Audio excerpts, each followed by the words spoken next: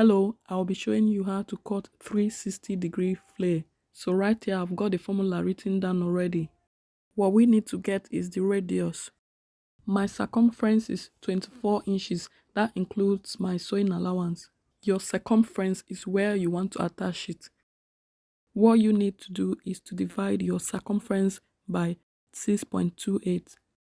The length of my skirt is 16 inches. This could be peplum. My total length is 20 inches approximately. This is necessary in order not to waste fabric. My fabric is on fold.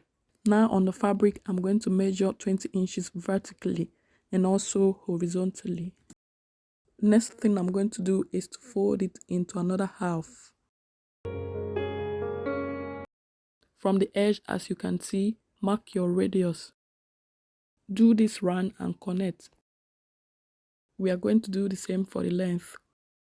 Mark your length and take it round. Kindly like, follow, share and subscribe for more content like this. Once you're done, connect together.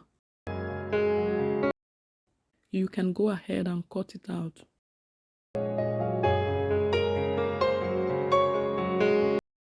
You may not need to cut it open for end of sleeves, end of skirt, but for a place where you need to attach zip. Thank you. See you in another video.